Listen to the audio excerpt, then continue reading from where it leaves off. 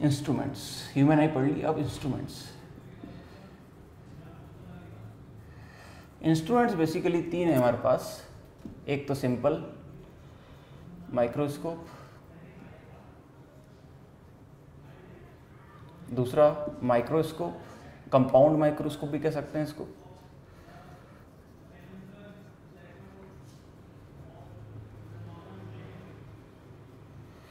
तीसरा टेलीस्कोप। ये दोनों तो एक ही है, लेकिन टेलीस्कोप जो है हमें तीन पढ़ने हैं। एस्ट्रोनॉमिकल टेलीस्कोप, गैलीलियन टेलीस्कोप, और एक और टेलीस्कोप पढ़ना है हमें, टेरेस्ट्रियल टेलीस्कोप। याद रखें अल्फाबेटिकल ऑर्डर में AGT। तो ये पढ़ना है, और इनके बारे में क्या पढ़ना है हमें? इन सब के बारे में बेसिकली हमें एक ही चीज़ पढ़नी है, m theta, that is angular magnification. ये क्या कर रहे हैं सब के सब? ऑब्जेक्ट्स की डिटेल बढ़ा रहे हैं।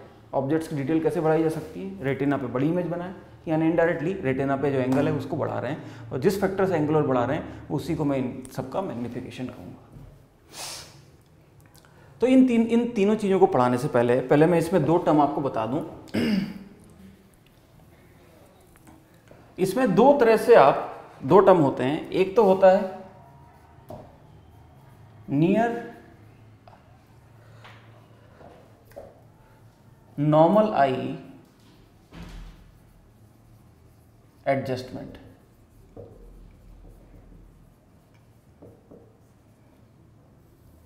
नॉर्मल आई एडजस्टमेंट, इसका मतलब ये होता है the instrument is adjusted such that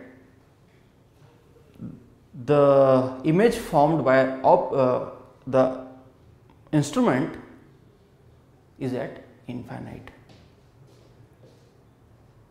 So the rays will come parallel to our eyes, and because the rays are parallel to our eyes, parallel is coming to our eyes, so we are relaxed, in relaxed position, or we can say the eyes are in a normal state. मतलब ये है object बहुत छोटा था, छोटा सा object है, उसे आप देख रहे हो, दिख नहीं रहा, आपने माइक्रोस्कोप लगाया, माइक्रोस्कोप ने क्या किया, उसको मैग्नीफाई कर दिया। मैग्नीफाई कर रहे हैं, मैग्नीफाई करने से उसकी इमेज बढ़ेगी।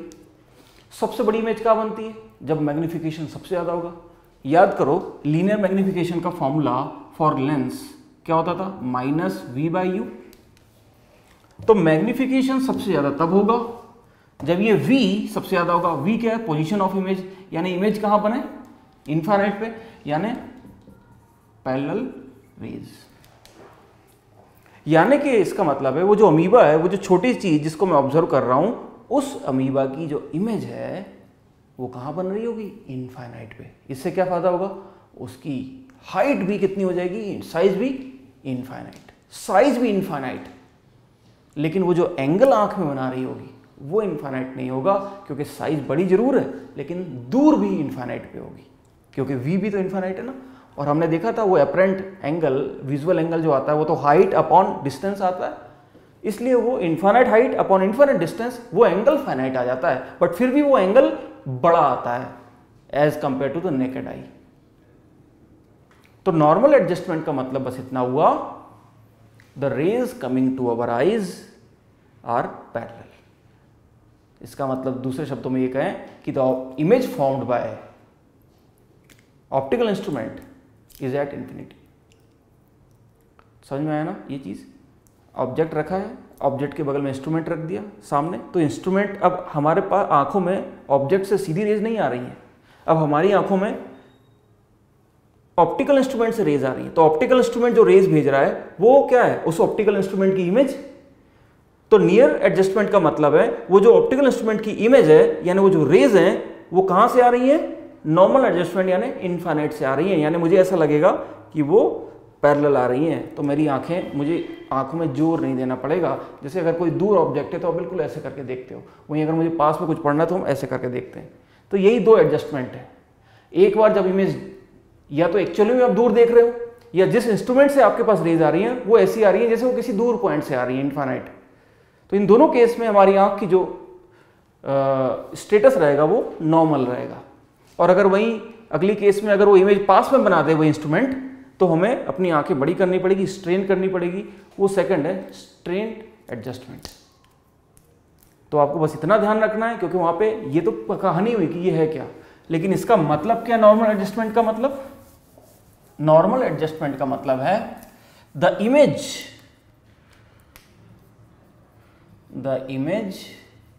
formed by instrument,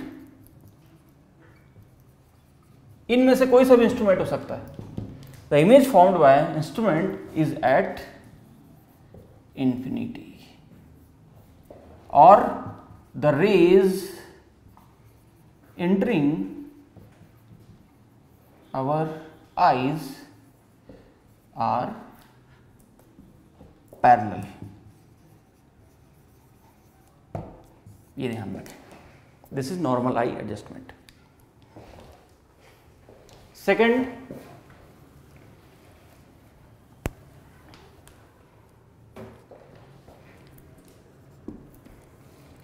strained eye adjustment.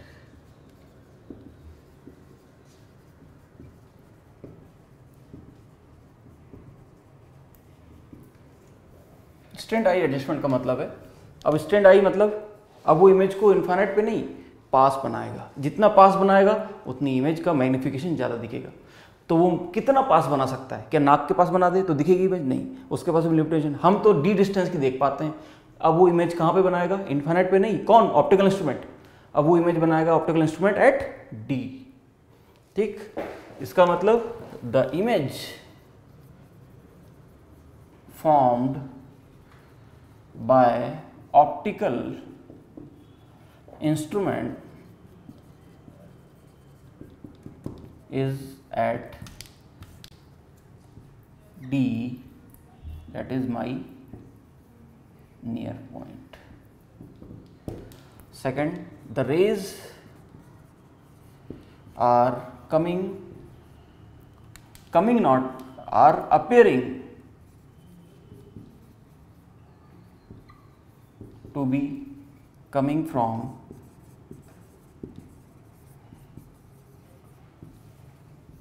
Object at D. ये ध्यान रखना, स्ट्रेन हो जाएगी, अब पास की चीज इमेज पास बना देगा वो।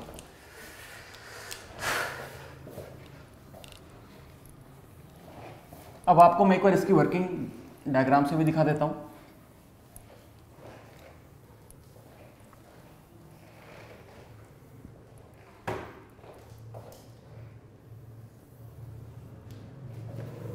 वर्किंग बस मैं आपको हिंट दूंगा, बहुत ज़्यादा बताऊंगा नहीं, क्योंकि ये इसकी वर्किंग बहुत टिपिकल होती है। आपको उसके स्टैंडर्ड रिजल्ट्स याद रखने हैं। देखो, समझो, ये एक छोटा ऑब्जेक्ट, ऑब्वियस सी बात है हमें ऐसी चीज़ों के लिए ऑप्टिकल इंस्ट्रूमेंट की जरूरत पड़ेगी जो क्लियरली विजिबल नहीं है, छोटे ऑब्जेक्ट्स। तो ये जो छोटा ऑब्जेक्ट है, ये अगर मैं इसका बनाऊं, दिस इज नेकेड आई।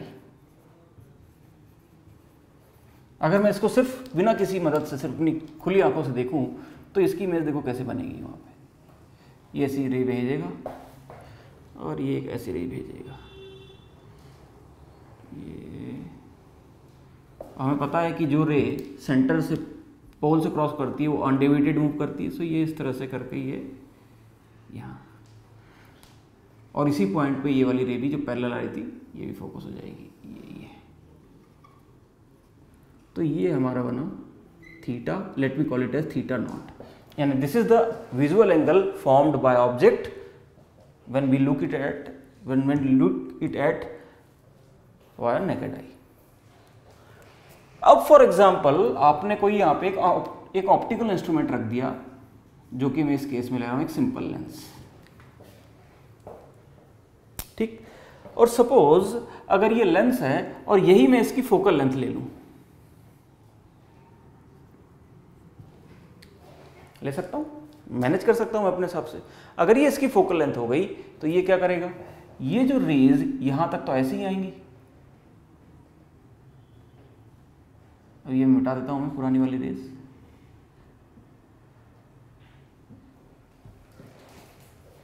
ये रेज तो इस पास ऐसे ही आएंगी, लेकिन क्योंकि ये इसके फोकस पे रखा है ये पॉइंट इस लेंस के, तो ये लेंस इस ऑब्जेक्ट की जो इमेज है वो कहां बनाएगा, this object will make the image of this at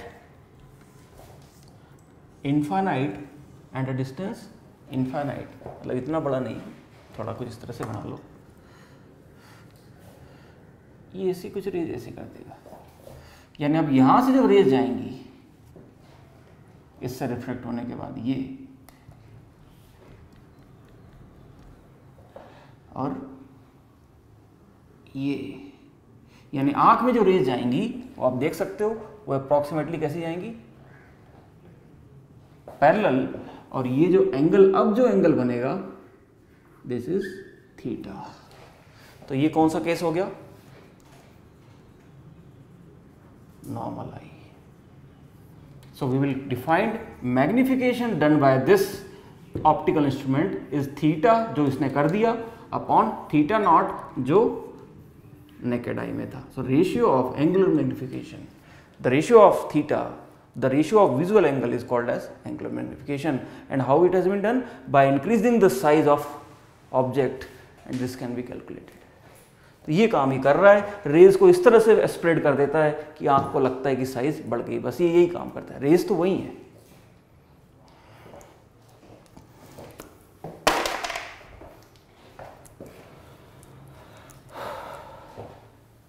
चलो अब आते हैं फॉर्मूलों पे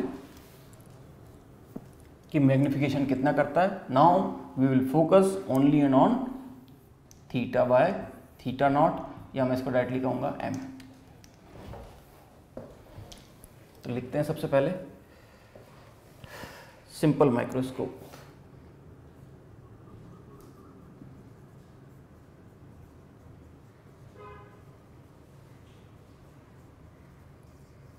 Simple microscope is nothing but a convex lens of focal length less than d।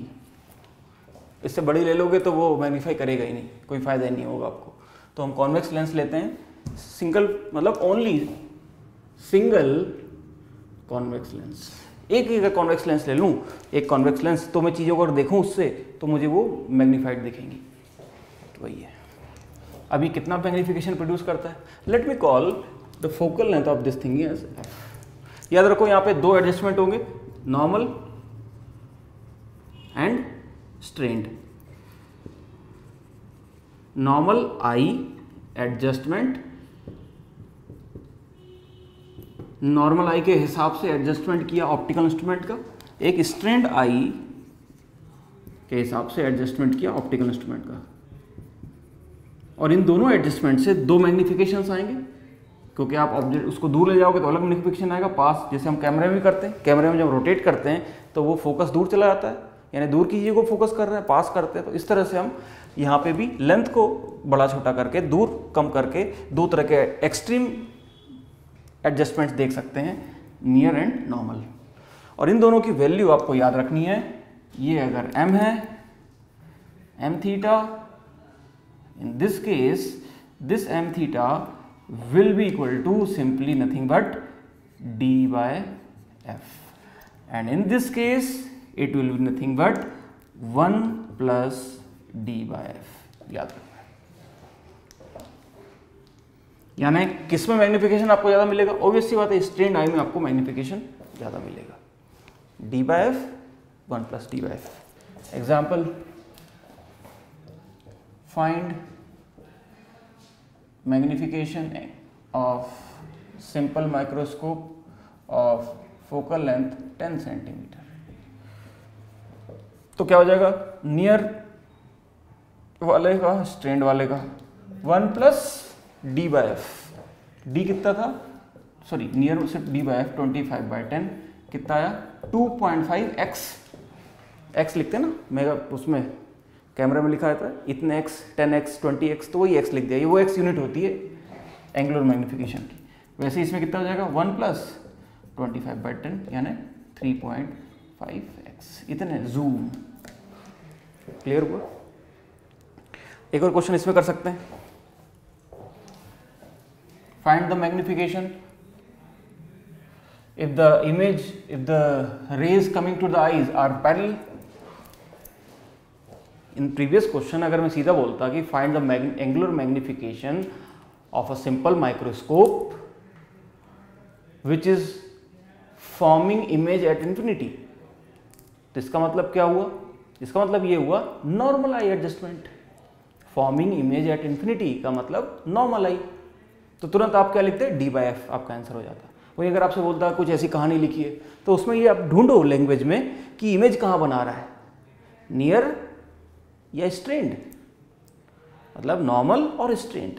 Normal के केस में क्या होगा, पैरेलल रेज आएंगी, स्ट्रेंड के केस में क्या होगा, डी से रेज आएंगी, यानी वो बोल देगा indirectly the image formed by the optical instrument is at D, और the rays from the instrument are appearing to be coming from near point. ये सब हिंट हैं छोटे छोटे जो उस लैंग्वेज के अंदर छुपे होंगे, इससे आपको आइडेंटिफाई करना है कि आपसे उसने नियर पॉइंट का बताना या नॉर्मल का बताना या स्ट्रेंड बताना है। दोनों के फॉर्मूले D by F 1 plus D by F, देख लो रट लो इसको। ये किसके लिए, सिंपल माइक्रोस्कोप जो कि एक सिंपल कॉन्वेक्स लेंस होता है। ये 3 पॉइंट, ठीक।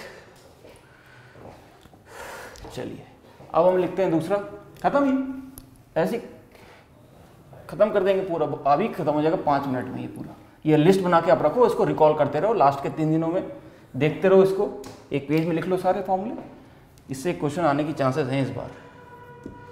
सेकंड है आपका माइक्रोस्कोप।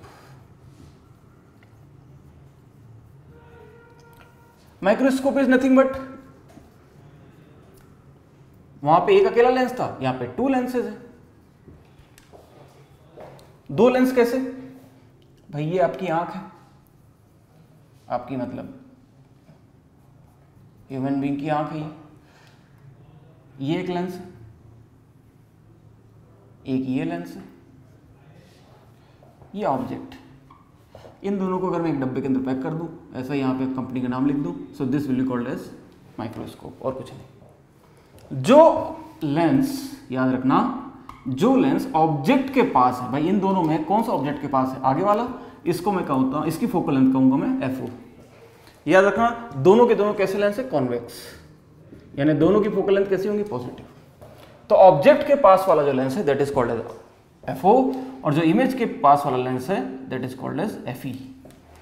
और इन दोनों लेंस के बीच की डिस्टेंस को मैं एडजस्ट कर सकता हूं, विच इज एडजस्टेबल। इसी की बेसिस पे वो 2 तरह के फोकस बनेंगे, और इस एडजस्टेबल इमेज डिस्टेंस को मैं बोलूंगा L, and this L is called as distance between lenses, ठीक। ये माइक्रोस्कोप कहलाता है। इसमें एक पॉइंट और ध्यान रखना है कि जब माइक्रोस्कोप में जो आई वाला लेंस है उसकी फोकल लेंथ बड़ी होती है, यानी F of E is greater than F of O। अब इसमें क्या हो रहा है, बेसिकली यहां पे भाई ये आई वाला जो लेंस है ये तो सिंपल माइक्रोस्कोप है, यानी आई वाला लेंस जो है ये तो सिंपल माइक्रोस्कोप की तरह बिहेव कर रहा है, यानी इसका जो मैग्नीफिकेशन है वो तो वही होना था जो सिंपल माइक्रोस्कोप का था, यानी एक पार्ट तो एज इट इज है। सिर्फ ये जो अगला वाला लेंस है, जो ऑब्जेक्टिव लेंस है, ये क्या कर रहा है, ये एक्स्ट्रा मैग्नीफिकेशन दे रहा है, यानी आई वाला लेंस सिंपल माइक्रोस्कोप का मैग्नीफिकेशन दे रहा है, और वो जो ऑब्जेक्टिव लेंस है वो और उसके मैग्नीफिकेशन के ऊपर एक्स्ट्रा मैग्नीफिकेशन दे रहा है, यानी total the magnification is compounded multiplied. So the magnification, अगर मैं बोलूं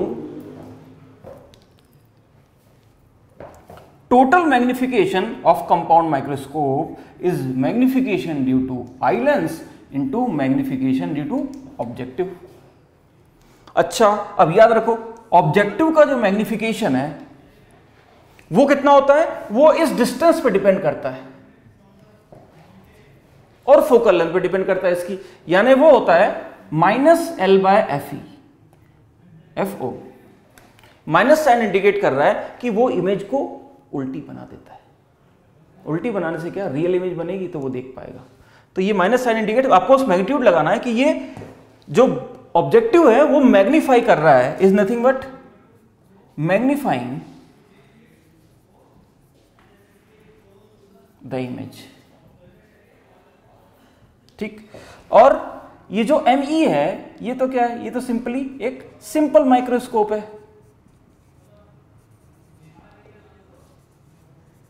सिंपल माइक्रोस्कोप था क्या, एक सिंगल लेंस जो आंख के पास है, यानी आंख के पास जो लेंस है it is behaving like, FE is behaving like a simple microscope. तो इसका मैग्निफिकेशन भी क्या होगा, वही सिंपल माइक्रोस्कोप के मैग्निफिकेशन के बराबर, और वो तो हमें पता है वो कितने थे, D/FE और 1 + D/FE, याद रखो। यानी compound microscope is made up of 2 lenses, one is eye lens, another is objective. Eye lens is behaving like a simple microscope whose magnification is similar to the simple, and the lens which is at a distance from eye, that is near to the object, that is objective lens, is simply magnifying the image, and the magnification depending on the length between the 2 lenses and equal to L/Fe। यानी compound microscope में बस ये point ध्यान रखिए। तो क्या हो जाएगा, नॉर्मल आई एडजस्टमेंट में magnification of, angular magnification of compound microscope will be equal to ME plus ME into M object MO। तो क्या हो जाएगा, फर्स्ट नॉर्मल, थोड़ा और मैं क्लियर लिखता हूं ताकि आपको याद ही हो जाए।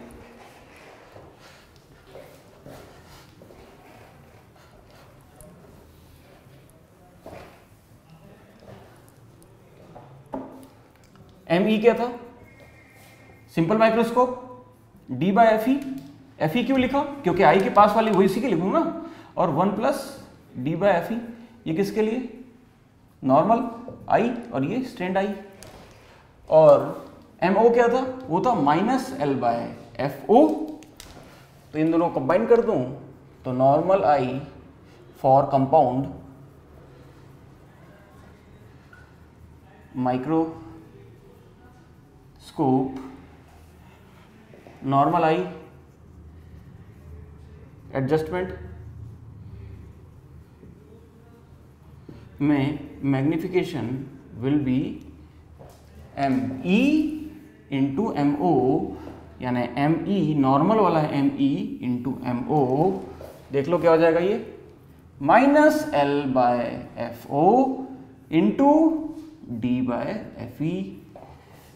सिमिलरली स्ट्रेंड आई में क्या हो जाएगा, स्ट्रेंड आई में हो जाएगा this M θ will be equal to वही ME, लेकिन इस बार स्ट्रेंड वाला ME इंटू MO। MO तो वही रहेगा -L/FO into 1 + D/FE। So this is direct याद करने का तरीका मैंने आपको बता दिया। ये है ऑब्जेक्टिव लेंस का, ये है आई लेंस का, and eye lens is behaving like a simple microscope. Objective lens का हमेशा सेम रहता है, आई लेंस का चेंज हो जाता है अकॉर्डिंग टू द एडजस्टमेंट।